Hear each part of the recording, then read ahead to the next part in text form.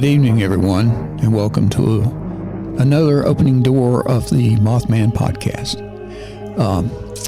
Tonight's podcast is coming to you on August the 17th, 2019.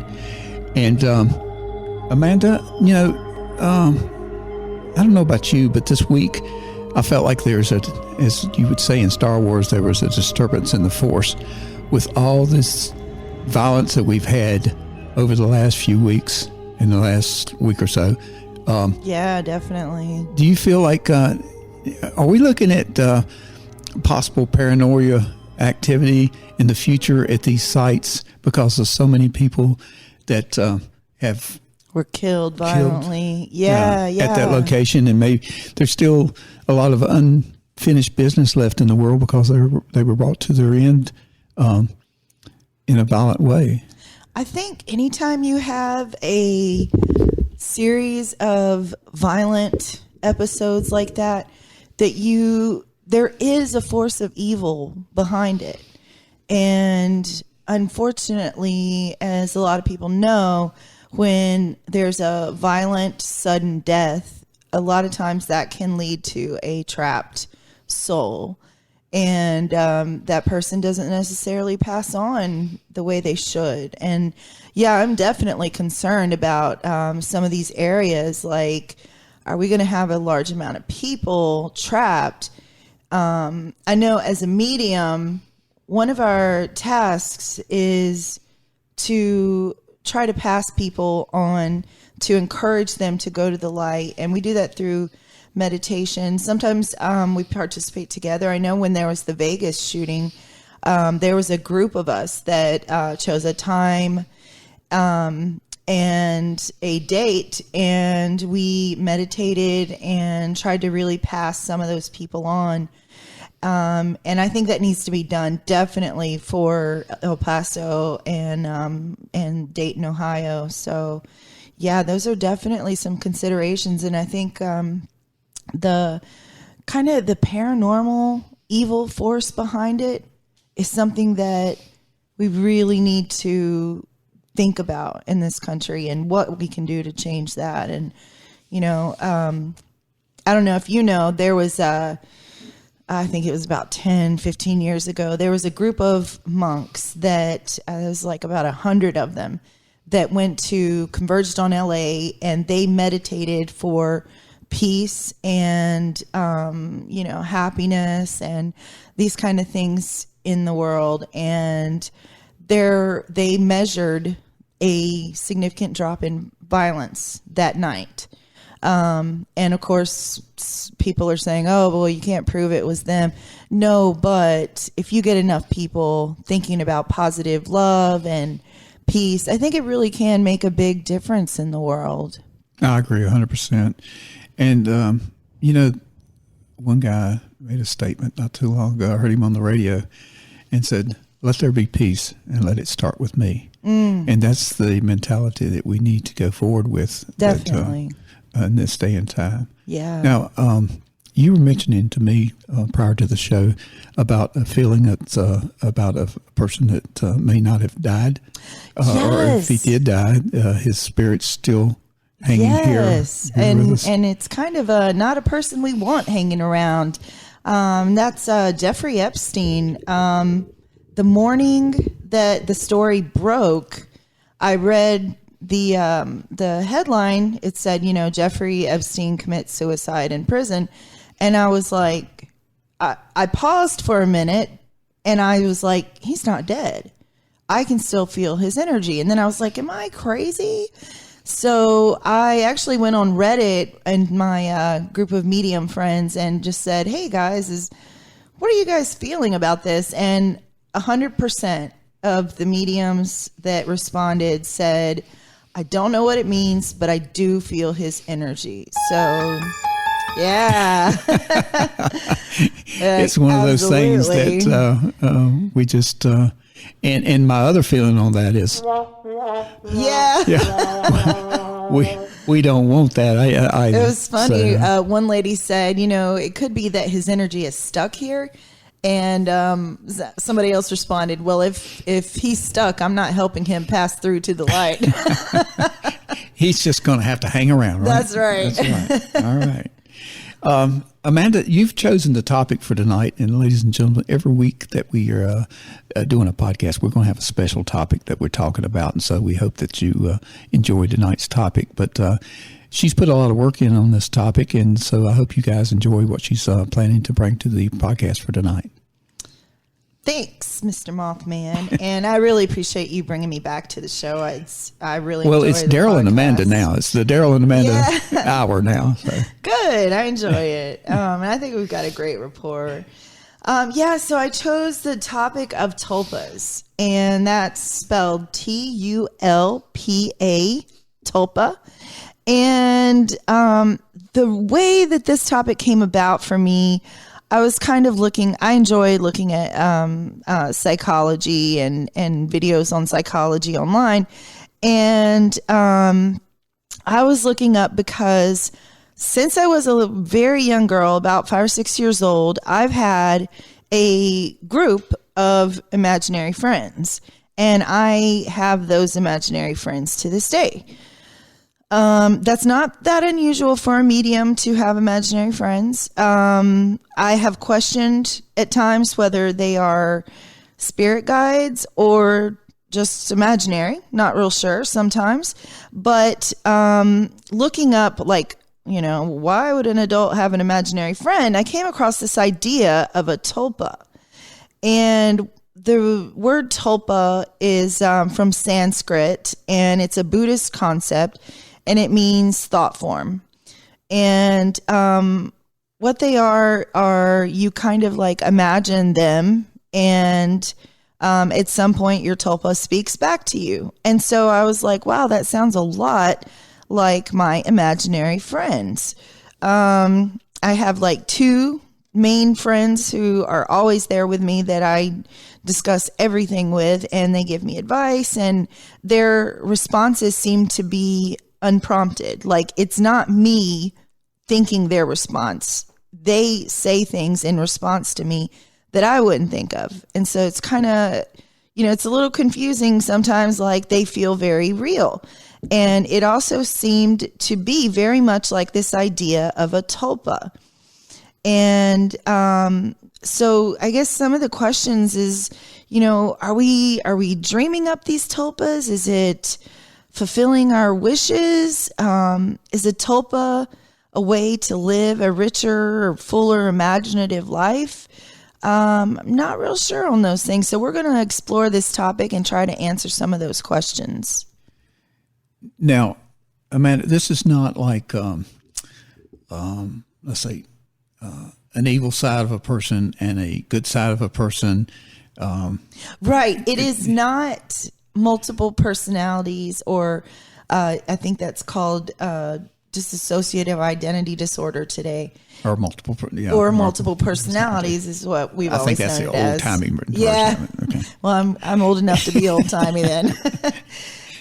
Because it's not a slipping into that personality. It's living your normal life with these invisible people alongside you.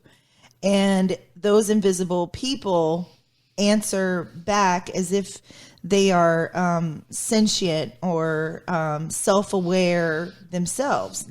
They have their own lives. For example, one of mine, I'll just talk about the main guy that is in my life as my tulpa or imaginary friend, and his name is Albert.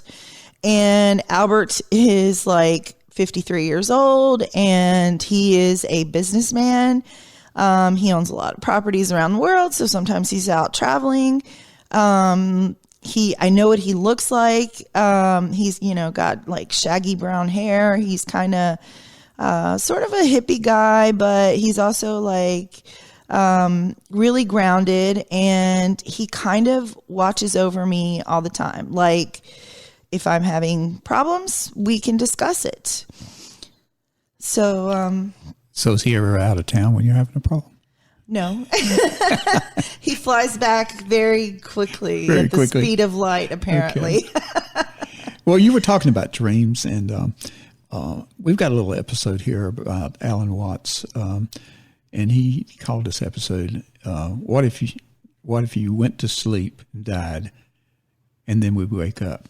So I'm going to play that for the audience just to get a little insight into this whole Tulpa.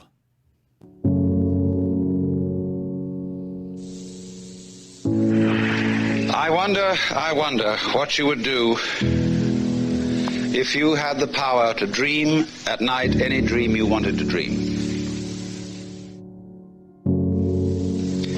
And you would, of course, be able to alter your time sense and slip, say, 75 years of subjective time into 8 hours of sleep. You would, I suppose, start out by fulfilling all your wishes. You could design for yourself what would be the most ecstatic life.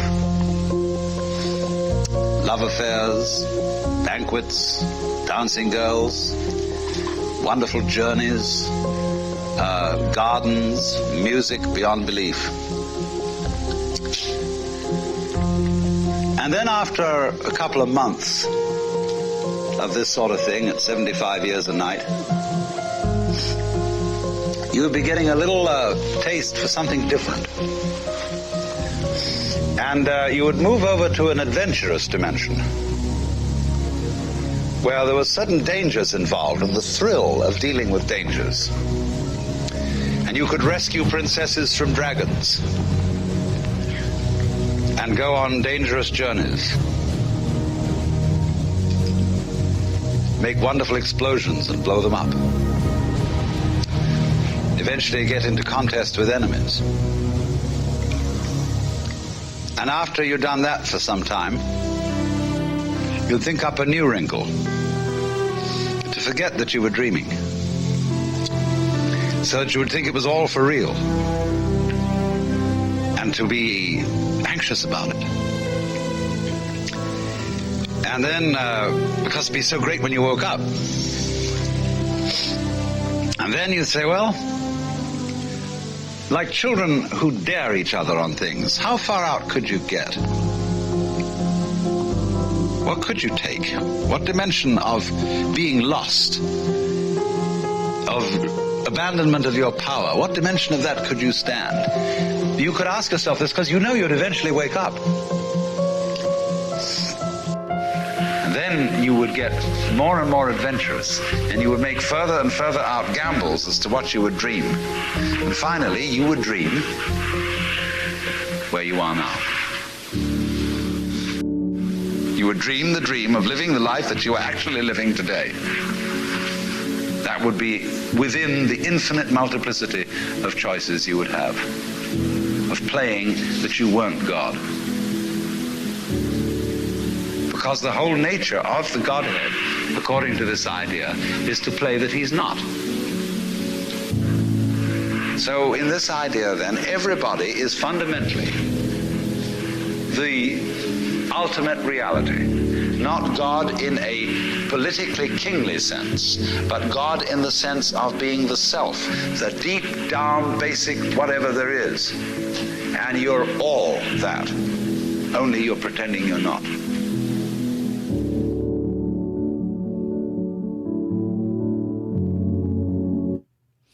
Well, that was great in that he was using the dream world like you were talking about using the Tulpa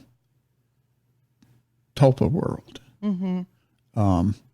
He was talking about creating something that was going to be wonderful within your head to help you get along, and you're saying the same things. Yeah, and I don't see, I think it only enriches your life to kind of create a more imaginative world that has more dimensions than just getting up and going to work every day. And when you can add those dimensions to it of living in not a fantasy, but enriching your life by seeing the world as more multidimensional than it is. And I think it also lends to kind of the idea of the law of attraction, that if you're thinking about and imagining good and wonderful things for your life, then you attract those good and wonderful things to you. I agree 100%. Do you want to talk a little bit about the whole topic? Of what a tulpa is? Yeah. Yeah. So like I said, the word means thought form. And basically it is an entity or person that is created in your mind. And the important point here is that it acts independently of your own consciousness.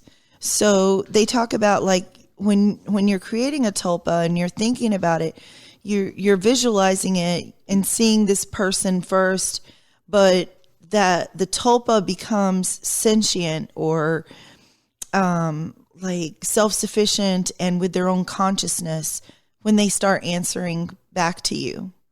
And people think that it's basically just imagination, but I'm telling you, if you try it, you do end up with a separate consciousness. And I don't know, maybe that's something that humans are uniquely gifted to do. We know that our minds are, a little different than the rest of the animal world. And so at first you're starting with imagination. And then you're kind of like building on it. You're visualizing this person, and it's a process. And a lot of people put a lot of time and effort into this. Some people say it takes weeks, months, even years. Now, to interrupt your thought, I don't want to get you off track, but I've studied hypnotherapy from a school in Nashville, North Carolina, and went up there several weekends. And I still want you to hypnotize me sometime. Okay. So, I got the plaque on the wall, the whole 9 yards. Yeah. But I guess the bottom line is hypnotherapy would help anyone to help train their mind to create something like that. But it teaches you how to open up your thoughts, how to go back into your consciousness, because in our conscious mind right now, you and I are thinking about this podcast. We're thinking about everything's going, go right. Don't make this paper move. Don't make this noise. Don't cough in the microphone. We're thinking about all this stuff. And so we're blocking out so much that we know and is hidden back there behind us. And that's the reason they say, in younger children, up until the years about 5 years old, they can get to parts of the brain that you and I can't get to anymore, because we've blocked them out for so many years that they're not there to be used. They're there, and we still have the memories there. We just can't go back through all those filters we've put in place over the years so we can concentrate on the now instead of the past. Okay, they're more open to the past than the now. Okay, they're in a learning stage. So hypnotherapy helps us to relax, open up that part of the mind that we can go back and pull out stuff that from our past that we can't realize what's going on now. Hypnotherapy is good in when you work with an accident victim. They see and hear things that they don't realize they see and hear. Okay.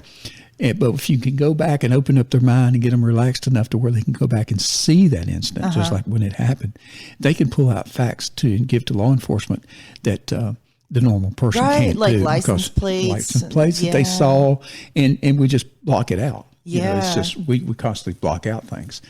I was thinking of just an incident like that. I hit a deer one time, and it happened so fast that when we stopped the car, we were like, what was that? But then in my mind, I could sort of see a form, and it was really interesting because it was literally recalling something subconscious. Right.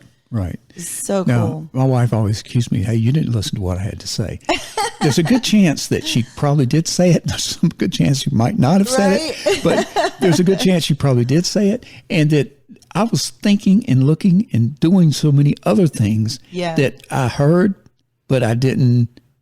You didn't process it. Yeah, there you go. I didn't process it because I was concentrating on something else. And it might not be something that she realized I was doing because I might have been thinking something at work. Right. Some of the problems that we were having or something else that was on my mind and more prevalent than what she was actually saying. And I'm not saying what she say is not prevalent. It's just that there's so much there that you have to block out to really, and that's the reason, you need to write down things because, and my dad is 91 years old, and one of his traits is that when you say something to him, he writes it down. Really? Because he knows that he blocks out stuff. He knows that, and I'm not saying dementia. I'm just saying that he's got so much going on because he's 91 and still farms, and he's thinking about. You told me he was like out there farming. Out there farming. So what I'm saying is, making a long story short, that hypnotism kind of helps you relax and brings this stuff back out. Yeah. So that would help too if somebody's really trying to create one in their mind. Yeah, because I think a lot of people, a lot of adults, are not as in touch with their imagination as they could be. And the imagination is powerful and it is uniquely human. And I think that's it's like one of our strengths. The reason humans have progressed is because we can imagine the future and we can imagine what would happen if we did this. And so people have used imagination in order to progress humanity. And it could be that tulpas are a further progression in our humanity because we're expanding our consciousness into a second consciousness. And I don't exactly understand how that works, but I just know that I came across this backwards because I already have these imaginary friends. I don't even remember creating them because I was so young. I was 5 or 6 years old, and I am now 42, and I still talk to people that I call them the people in my head. No one else can see them, but there's, like I said, 2 significant ones. There's about 5 or 6 of them. And then I come across the idea of tulpas, that this is something that goes back thousands of years that we've known we can do. And Buddhist mysticism has really encouraged the idea of a tulpa because it expands your consciousness and because it uses your imagination. And there's also an element of another self in a way that we call it a best friend, but it is also another consciousness that belongs to us in a way. I don't know how else to explain that. I think you did very well. And to the audience, I've known Amanda for quite a while, and she's not crazy. She doesn't have people talking in her head. She uses it very wisely. I try. But we all have our ways of doing things, and you just brought up another thing that Amanda and I have been searching different topics on about the tulpa, and we would like to play this tape because we found somebody that's taking this and taking it to another realm. It's wrong level. So we want you to hear this tape and excuse us if we kind of make fun of him or we jump in and tell you this is not right. But everybody has their own opinions, and apparently this is this individual's opinion.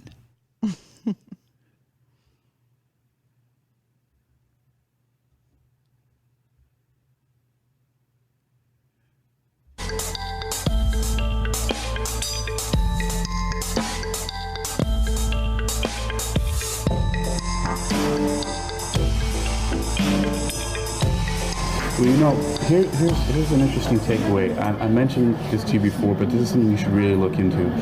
I am convinced now from the research that I've done that pretty much all of the phenomena that people experience in the world, all the way to religious experiences and demonic possession and all the phenomena that people experience all the world are due to the concept of what I will put.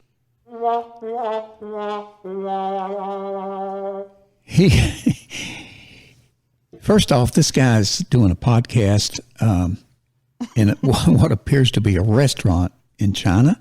Yep. And you're going to hear all kind of sounds in the background. Now, I don't know why anybody want to do a podcast in a restaurant, but I guess, you do where you do, wherever you're at, right? So just bear with this tape and you kind of listen to it go. But I started off saying this is just not right. This guy's, you can't verify any statements he makes. Under the umbrella of the term Tulpa, T-U-L-P-A. And a Tulpa is a concept from Tibetan mysticism that simply means a mind-made body.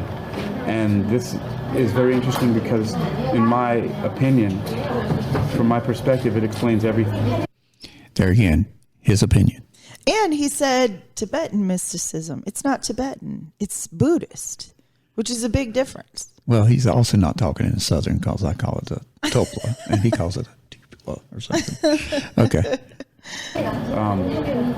That all of the phenomena that people are having are basically creating these tulpas, where you're creating these thought forms that often can manifest physically, and they appear to take on a mind of their own and have their own entity, but someone created this. We're all creating stuff, and sometimes they get away from us. And it's like a circuit, like a loop running. And so that's why a lot of hauntings, when people see them and things like that, they do the same thing over and over again. And it's interesting because these... Like a what? What does he say? What did he say there? I don't know. I'm Okay. not sure what he said there. These thought forms can take on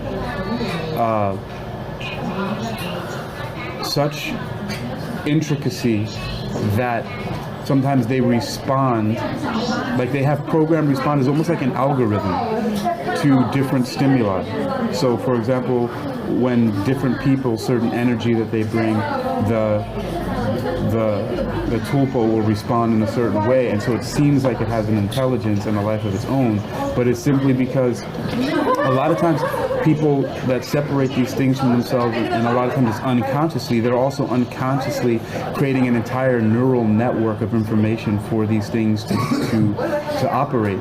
And some people do it intentionally. They create these mind-made bodies or tulpas on their own. But the point that I'm making is that I actually have gotten away from the belief that these disembodied entities are spirits from the afterlife coming back to haunt people. The afterlife is, and what happens to people. So he's saying that our body, when we die. He's saying that a Tulpa is a He's spirit. so confused. Well, he's got me confused now too. So what he's saying is that we're making up spirits Yeah. in our mind and bringing them back. Is that what? Right. Am I And interpreting that right there? we're creating, basically he's talking about the phenomena of ghosts. Right. Spirits from the afterlife coming back.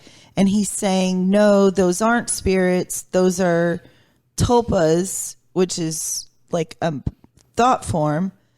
And we're responsible, and there's no such thing as the paranormal. Okay. How does he? Well, I guess you know how he explains it, but He doesn't. we're looking at. He's saying that you can make this spirit be seen by 5 different individuals at 5 different times when you're not present. Right? It doesn't even make sense. Oh, that's some mind power there. Yeah. I'm convinced for now that we don't have time for this shit anymore. That people aren't coming back to do hauntings or fucking around with stuff. Like you get into a completely different level of consciousness, and although it may exist, they're not bothering to come back and interact with this shit. Once people die, they're like, oh my god, like why would I bother going back to that place? But we here on this plane, we're creating that stuff, and it seems like we're creating that. It seems like there are demons, and for all intents and purposes, they are demons. But another perspective I have on demons is simply that they're all of the negative traits and emotions and bad tulpas that people are creating in the world, and some people are doing it intentionally. And they're playing off of and using that belief system that people have about demons and disembodied entities and spirits as one form of control in this whole grid of control. It helps to perpetuate a belief system that helps. Well, the only thing I agree with him about there is that, there is a lot of fake in our topic here. Okay. Yeah. Again, I've always said I don't believe and I don't disbelieve. I've been an investigator for over 40 years. I give you the facts and let you make up your own mind. Right. Exactly. I'm just saying that I have seen a lot of facts that I can't explain. Yes. So there's something there that I don't know and can't explain. So therefore, I just keep looking and I go forward with it. But I don't think I'm creating it in my mind. Yeah. I mean, when I go into a house or go in anywhere that you and I'll be going in the future, I go in blank. I don't care. It's like I told you before when I found that entity in the graveyard. Yeah. I had been so many graveyards and hadn't found anything. Right. I wasn't going in there expecting to find anything. Yeah. And so when I found something, I was shocked. Right. And so, it's just... and I just find it interesting that this guy thinks that he alone has got all of the paranormal figured out. I guess that's the reason we like this tape. Keep a lot of people in check.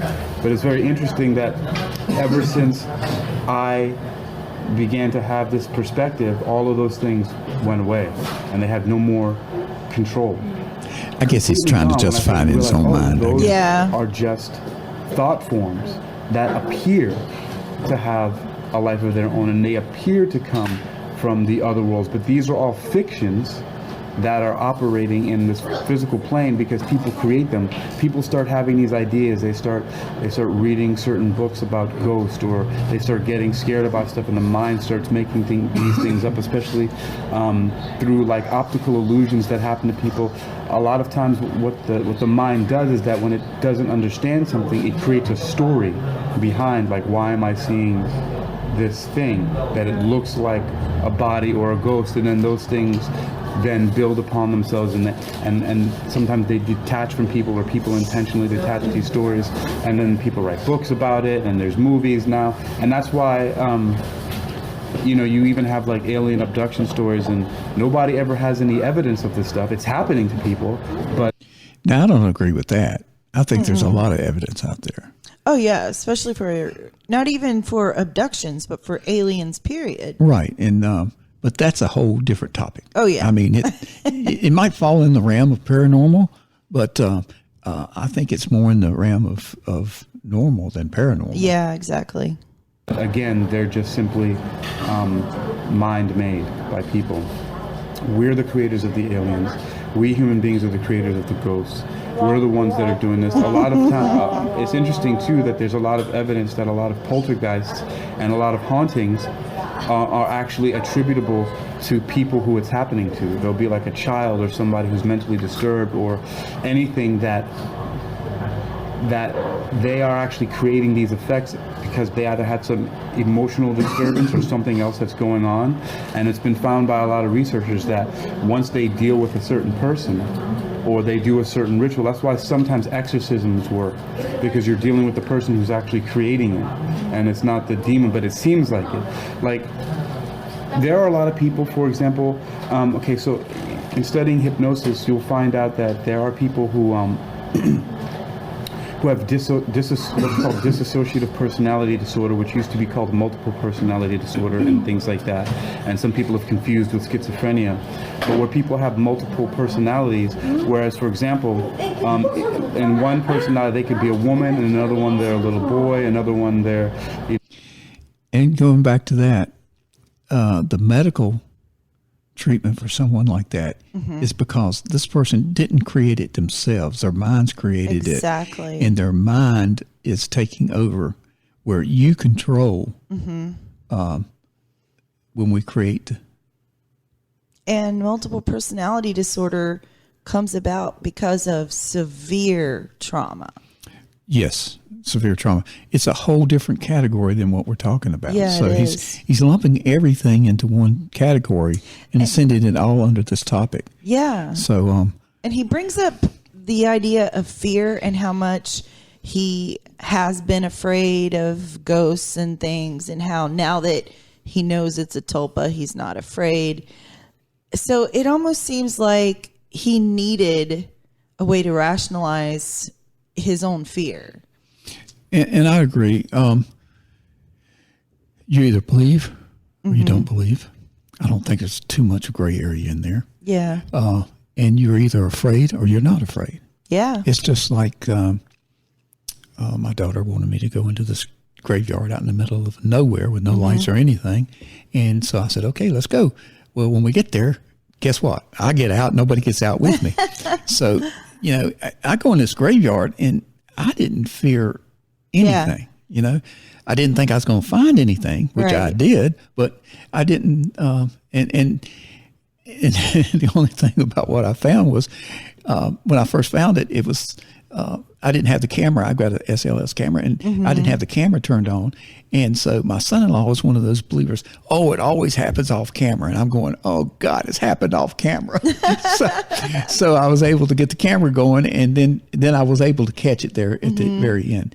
But it's just he's saying, you're afraid of this stuff. Well, not everybody's afraid of it. And once I started communicating with departed people, I lost all fear. Like, go ahead and try to scare me now. Yeah, I mean, it's, and I'm not saying that there's not things out there that will hurt you. Right. And I think that you need to be aware cautious. Of that. Yeah. Yes. And my wife's always says, don't bring anything home. Exactly. So, yeah. And one of our investigators, he always makes the same comment, don't bring anything home. Yeah. You can't, I don't know what causes something to attach to something or for whatever reason, I think that person or that thing, the entity, and I don't want to call it a thing, I'm calling it an entity, a spiritual being, electrical force. I'm just trying to make up. Yeah. I just don't want to say a thing. Okay. Right. A thing is not the right definition. So, it's attached to wherever it's at and whatever it's doing. It's not going to probably reattach to you. Exactly. Yeah. I mean, oh, good. I like this guy. I'm going home with him. I know. It's like, no, it's not boring. Trust me. I think whatever is causing it to be at that location is what's causing it to be at that location. Maybe, it's staying around because of guilt. It's staying around because of trauma, looking for something, an answer that wasn't fulfilled. There's always a reason There's something, right? Yeah. And I agree with you on that. So, so I don't really worry about bringing anything home. Right, it's one of those sorts of things. So I'll get back to this thing, right? A man, and the interesting thing about that is that some people have demonstrated one person needs glasses, and when they shift to another personality, they have perfect eyesight. Or one person has diabetes, and when they shift into a different personality, they no longer have diabetes. Or it's even been demonstrated the mind is so powerful that you can put a quarter that's room temperature, a coin of any kind, on somebody's skin, and you talk to them and tell them that it's white hot or red hot with heat, and when you take it off, they'll have a burn mark on their skin. So the human body is interesting that it can move through states of disease and not disease. You can have diabetes in one state and then have normal blood sugar in the other one. You can have perfect eyesight in one and then be nearly blind in another state. You can have a room temperature coin cause burns on the skin. And so anyway, those are just some interesting things to consider, even to the point where there was a doctor who used hypnosis this kid had elephantitis over almost all of his entire body, and he cleared up this dude's skin. Now, I have to agree with you on this part. And here again, as I explained before, if a person can be hypnotized and can control, they can gain control of their brain. The brain is very powerful. Yes. And here again, I don't really think it's the mechanics of the physical brain. I think it's the energy which is produced in the brain. And it's what I call our soul. So if we die, that energy, leaves our body. Right.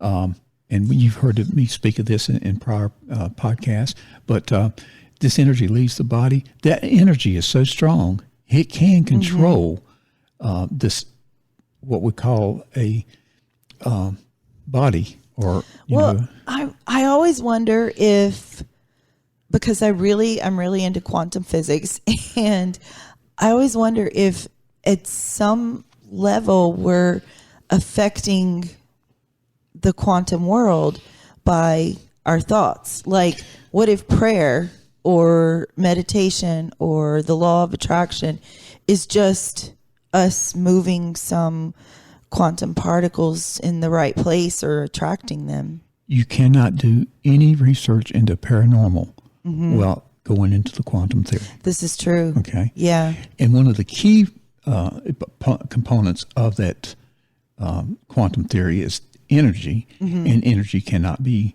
created or destroyed. Yep. Okay. And what is our brain signals? It's proven It's energy. Yeah. Okay. I mean, you can document that. Yes. It's scientifically documented. So, I agree with you 100%. If you listen to our podcast and we go into different subjects, you're going to find us always coming back to the quantum theory. Yeah. It's going to be in there at some point during our conversation. We're going to bring up the quantum theory. Right. So I agree with that 100%. But here again, going back to his comments, it's true. And this is proven. And what he said here, you can prove because there's documented evidence of that. Right. So, but he's still lumping all this into the wrong topics. Yeah. That's what I'm concerned. I mean, not concerned with, but making fun of him. He's throwing everything he's mentioning, he's calling a tulpa. Right. And it's not right. No, and it's not. So, you and I are trying to discuss this topic, and then this guy that just starts lumping everything that we do and say, which should be covered under 10 or 15 podcasts, into one podcast, and you can't do it. That's an important point. Like, people need to know this is exactly what a tulpa is not. Right. So this is why we're kind of covering this part. But most people don't even know what a tulpa is. Okay. True. So if you heard this tape, you're going to be very confused. Yes, you would. Okay. And that's one of the reasons I want to bring this to the surface is that this tape is just this guy's opinion. Right. Okay. Yeah. It's wrong. And like you said, everybody in the world's got an opinion. Got an opinion. That's right. But I just don't want people to be confused. And if they go back and start researching this is one of the first. If you type in, I'll get it out here in a minute. Type in tulpas and paranormal activity. You can pull up his tape. Oh yeah, it's one of the first things that pops up. And so it's just. Well, I see here it's only had 13 views, so we're not in trouble yet. But he's got it out there in some other forms too. So if you research it, you can find it under some other topics. But the key here is just I want people to know that this guy is not correct in his tape. Yeah. No, it wasn't elephantitis. I'm sorry. It's another skin disorder. I don't remember what it is now. I actually wrote about it. Sometimes when I write things, I get it out of my mind. But so, it's very interesting. Anyway, I'm still exploring that idea, but I just think it's fascinating. I'm not saying that it's the absolute truth and that it has to be even true, but it appears like that from my perspective, and especially the effects that it's had in my life where I no longer have issues with any external entities like giving me a scare or even having any negative influence on me ever since I started looking at that perspective. So I think it's fascinating. And on the haunting of the hospital and the different places that you may go to and have these things happening, it's not necessarily that there were demons throwing those porcelain things around or even demons in the normal sense of what people think they are, throwing a stretcher at Lausanne.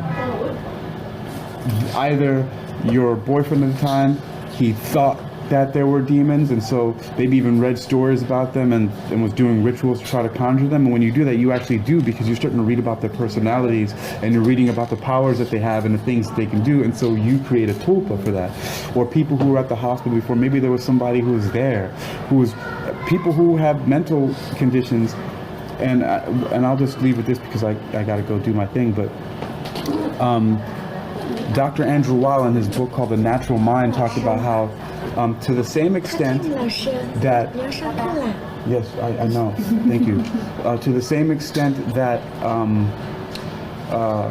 a negative psychotic person can be a burden to society, to that same extent, a positive psychotic can be an asset, and that the National Institutes of Health would be the last American institution to realize the positive potential of psychosis. He said a potential so overwhelming that he's willing to say that psychotics are the evolutionary vanguard of our species because they have the ability to change reality simply by changing their mind. And so it's very interesting that if you're in a hospital and there are people who have that ability, whether it be negative or positive, they can be an asset or a burden, they have this ability to change reality by changing their mind. They can create tulpas so powerful and leave them because that's what they believe. That's my thesis about. Well, I'm going to end this interview right there because he's getting ready to go do his thing, whatever his thing is.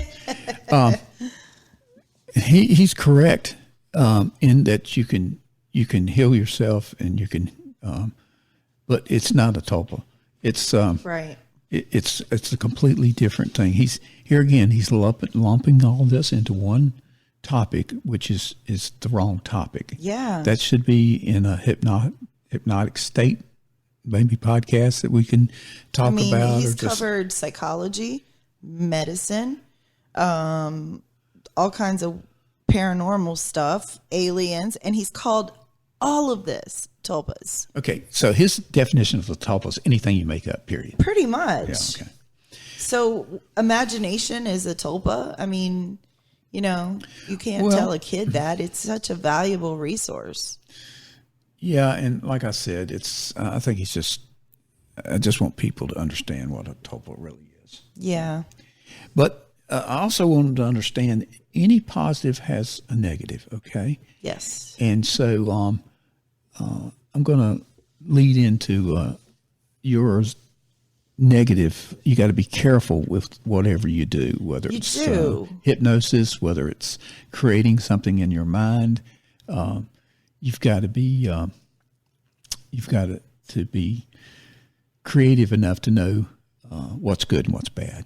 Yeah. When I say creative enough, that's smart enough or whatever you want to use. And cautious. And there you go. Understanding that there's a difference between creating something that you're using your imagination to create and conjuring something paranormal. And I think you see negative stories and you see positive stories online. And, I just really would caution anyone who wants to create a tulpa to make sure that we're using imagination. We're not conjuring a demon or calling forth something, whether it's even a good paranormal, let's say paranormal entity, even if it is a good one, you don't want to bring up the dead or bring up a demon. You want to stick with your imagination. And like I said, I don't totally understand how that works, but it is a second consciousness almost. But there's a really, to me, this, if anything is kind of scary to me, this is definitely creepy. This was a story that turned up online, and it was actually one of the first places I ever heard about tulpas. And it's the story of this lady named Olivia Mabel.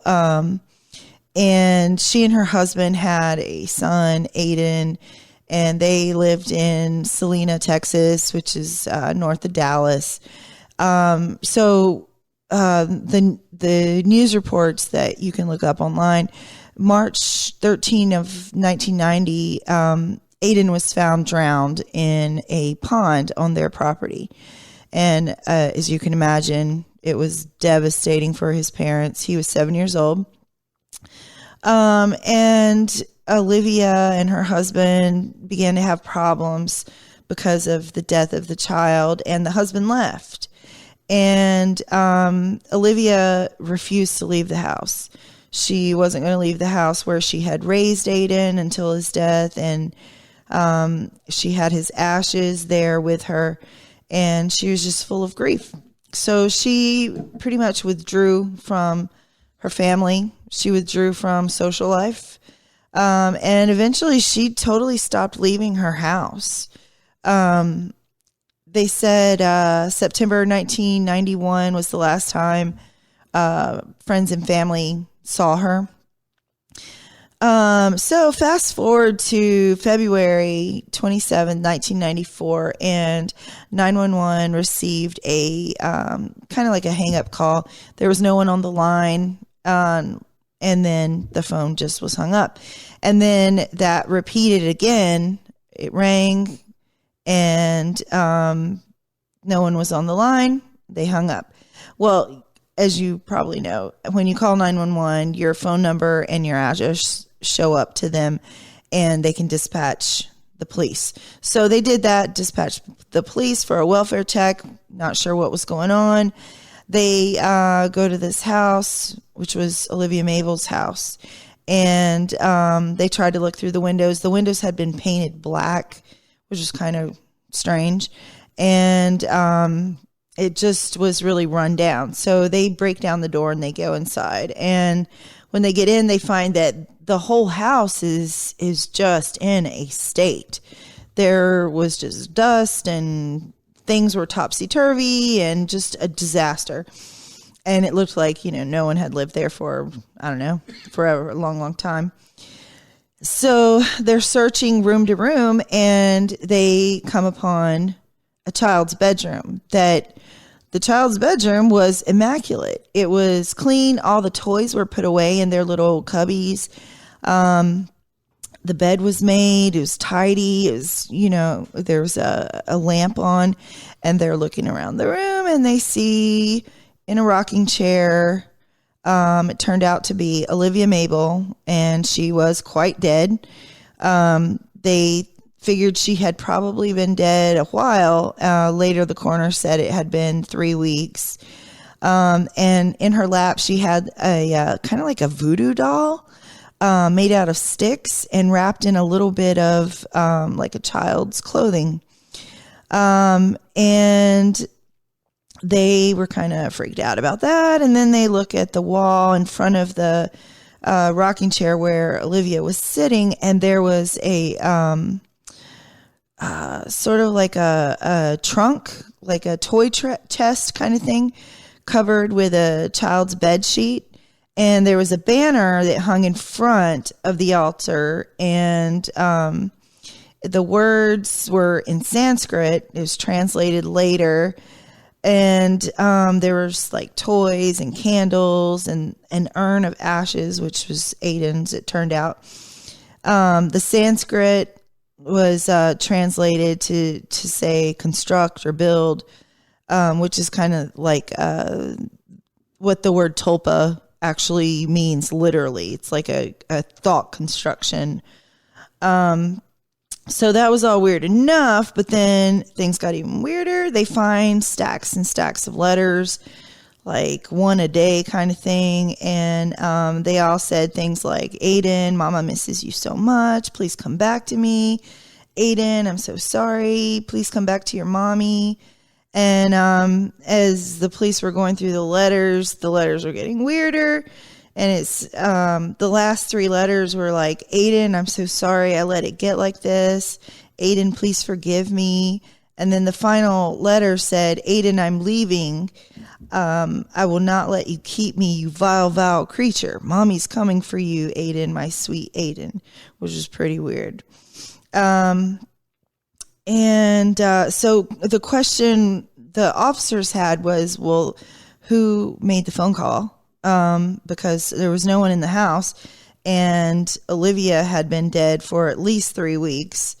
So the story started kind of circulating, and people were talking about that. Oh, the Sanskrit banner, she was trying to construct a tulpa, and it could be that she constructed a negative tulpa, or maybe she brought back a soulless version of her child. It's really unknown, but she was trying to conjure a tulpa. So that was kind of the creepiest story I came across.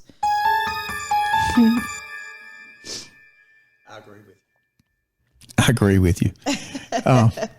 So it's like you said before, you know, it can be a really good thing or it could really be a bad thing. Some psychologists believe that it's really a good mental health tool for some people to have somebody that they can confide in. There's some personalities out there that says that, you know, nobody understands me. Nobody really wants to be with me. Nobody wants to talk to me. This sort of Tulpa is a good person because it's their to-go-to person. Right, yeah. So it's really good.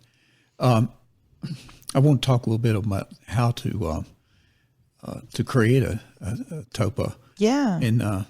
And one of the things I want to say is think long and hard before you create a Tulpa. Definitely. Your Tulpa will be a lifelong companion and will be with you for the rest of your life. Spend some time thinking about it, because if you change your mind after creating a Tulpa, you can get rid of them, but Tulpas are people with their own personality and thoughts. Right. Getting rid of a Tulpa is killing them, and that would mean you're killing a person.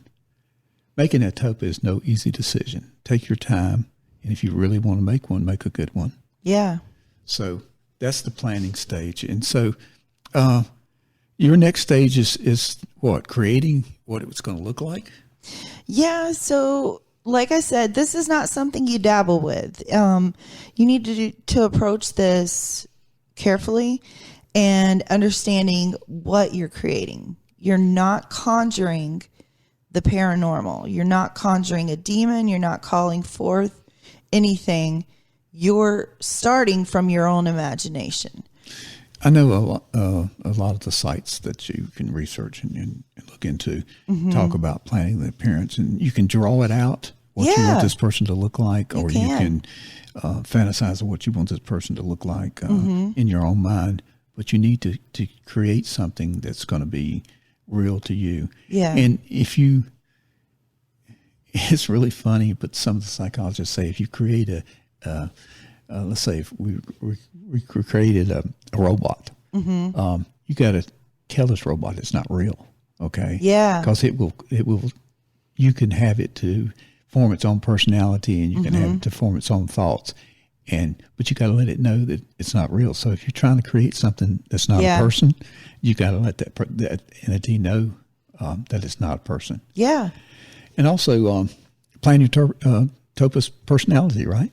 Right, absolutely. And you're planning someone who compliments you and meets your needs. So it's almost like you're creating your own best friend, and you need to think that through. You need to think about, like, okay, do I want someone who is older and full of advice? Or do I want a peer who enjoys hanging out with me and going to the movies? Or you could even have a Tulpa that is your child. That do I want something I take care of? And you need to think about what your needs are and try to meet those needs through the way you create your Tulpa.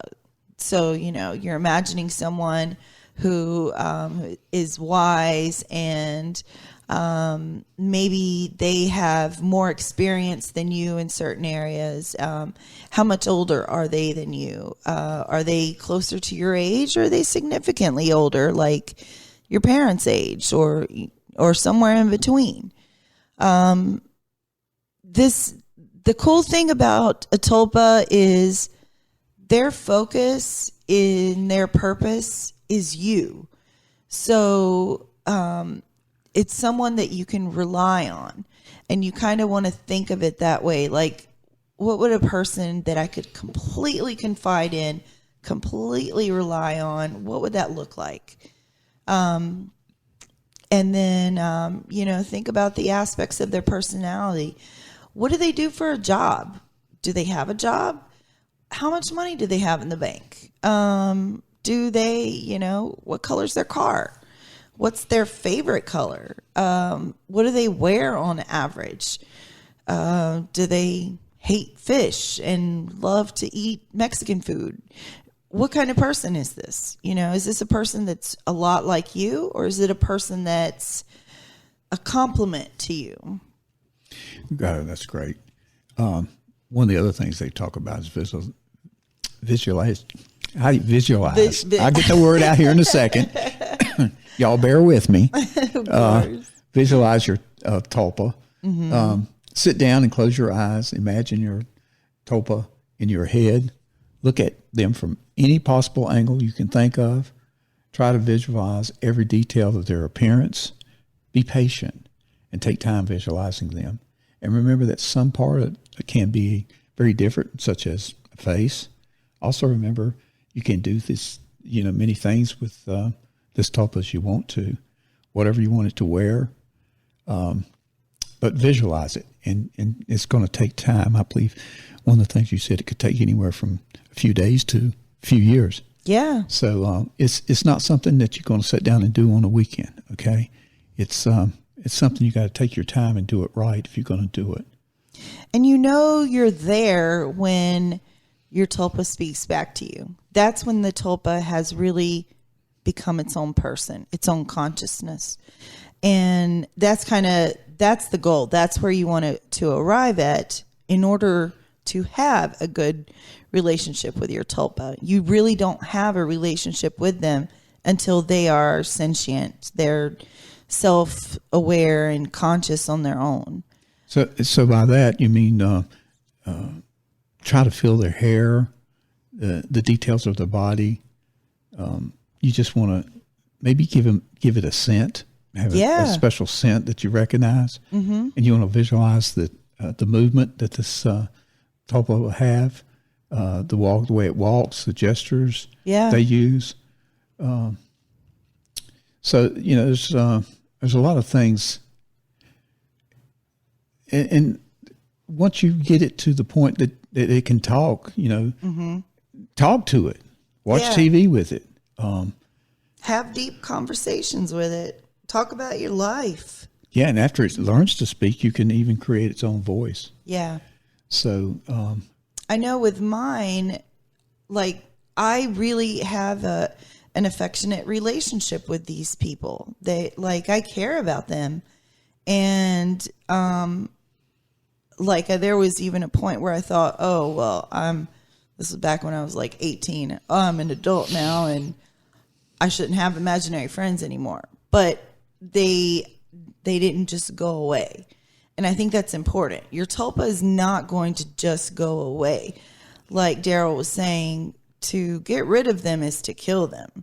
And it's a really hard thing to do. I cannot imagine doing it. I mean, I plan to have my friends in my life the rest of my life, which is totally weird. I know I'm kind of nuts, but that's okay. And that's what they're saying. Move it into reality. Have it walking with you, falling behind you. You can still feel that they're there and what they're doing, and see them with your eyes. And you can feel their presence at a certain point. I don't know when that really happened, but I definitely feel their presence. But at the same time, I can also say, you know what? I really can't talk right now. You guys need to take off. And, and they're gone, And another way, excuse me, I'm getting choked here.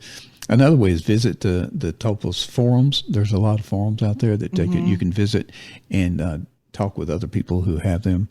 And so you've got your own little world out there. Yeah, maybe this is an advancement in human imagination. There you go. Well, Amanda, I've enjoyed this evening with you. Most definitely. We've had a good topic. I think we've covered it pretty well. Yeah. If you're out there and you have any questions, please don't hesitate to email us at MothmanPodcast@gmail.com. And if you're an adult with tulpa friends, let me know. I'm really curious who else has these and how pervasive it is. So she can be reached at the same email address at MothmanPodcast@gmail.com. And be sure to tune in for our next episode. Thank you for listening.